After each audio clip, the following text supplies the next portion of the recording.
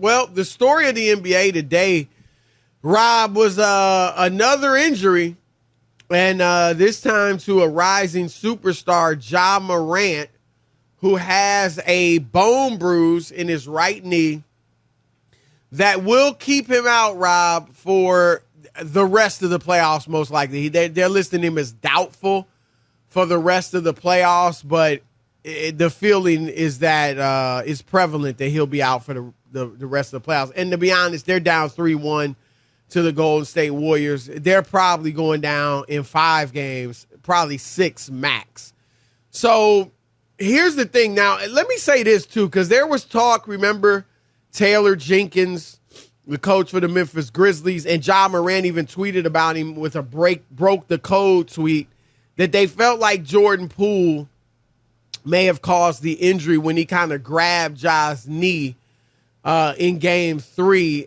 Rob, a bone bruise. I think, and I said this yesterday, I think the injury probably occurred when right before Jordan Poole touched Ja's knee, they bumped knees. And I think that may be when the bone bruise occurred. I heard some people saying at that point, Ja's knee was kind of in a position where it could be hyperextended, and then the bump came, and that can really, now, was that the one where they're on the 3-point line? Is that what you're talking about? No, this is right. This is the Do you play remember the other one?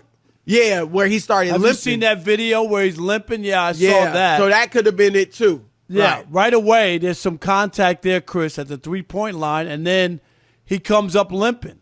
Right. So maybe, it was hit there, and then, it was aggravated as he moved on. Right. You know what I mean? Kept playing. So that's a possibility.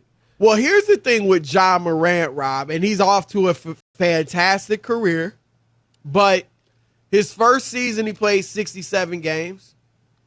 His second year he played 63, and this year 57, and injured in the playoffs.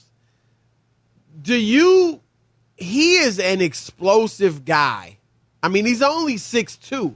You almost think of him as bigger. He's long, and he looks bigger than 6'2". He certainly plays bigger than 6'2", but he's 6'2". And, I mean, if you didn't know better, you might think he was like 6'6". He's listed as 6'3", so we'll give him that. But he is as explosive as it gets, Rob.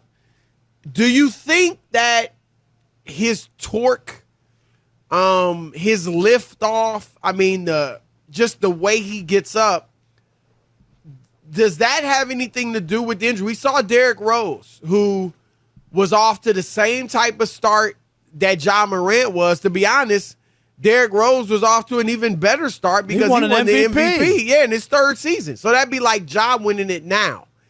And he obviously was a high flyer, was incredibly quick and herky-jerky. Ja is not as herky-jerky, but he is somewhat herky-jerky. And Derrick, of course, had the knee injuries and has never been the same. He's come back and had a nice career, right? But he was headed for the Hall of Fame, and that won't be the case anymore. Do you hope? We certainly hope that Ja Morant can go forward and have a full career. But Dwayne Wade had a full career, but he had some injuries here and there. Probably ended a little earlier than people would have expected. He's another guy that was, a high flyer, herky-jerky to some degree. I don't know. Do you think that, has anything to do with this stuff? I don't know, but you hope not, right? You hope, and you just hate to see like these young guys, Chris, the future of the NBA and some of these guys not be derailed because when you're young, you're fearless, you feel like you can do anything. And you don't want to say, hey, you should pull back. No, you shouldn't pull back at 23. Right. Play your game. Play your game, go full speed. But we have seen it. And even like a Zion, Chris, we haven't been able to fully see yet. Yep. Think about him. And when he's played, he's been tremendous. But he's been hurt, right? It's 2 seasons. Well, you wonder, Rob. And look, if your body, if you have the gifts where you can just get up like that and you're that quick and all that, then you would think your body can handle it, right?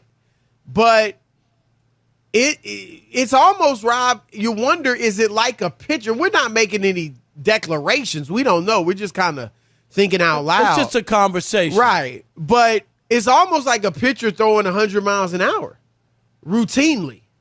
Can your arm take that? You know what I mean? And you look at a Derrick Rose, a Ja Morant.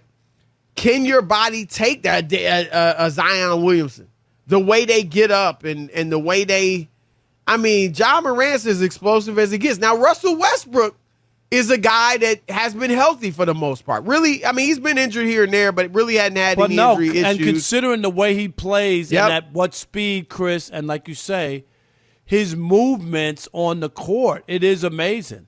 Yep. Like he hasn't really been derailed like some of these other younger players. And obviously he's longer in the tooth now, but in his early days. But he didn't have problems with that. So, yeah, you hope that it's not an issue for Ja Morant because, Rob, I think he's a guy that I think he could be the face of the league one day if he stays healthy. Like, I think when you look at young players right now, you look at, obviously, Giannis is still young, but Giannis, Luka Doncic, Ja Morant, like Ja's carrying the torch for the American players.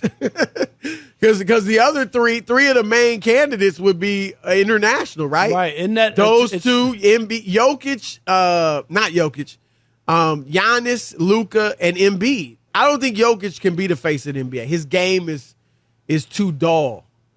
He's great, but it's just, I mean, he makes some great passes too, but he's just not athletic enough. The other guys are athletic. Luka's not really athletic, but his game is awesome, and he's fun to watch too. But Rob, for the American, he would be probably that top candidate for the American young guys right now. Well, yeah, Zion, if he can get healthy. I still think that's a big if. But if both guys are healthy, I think it's Zion.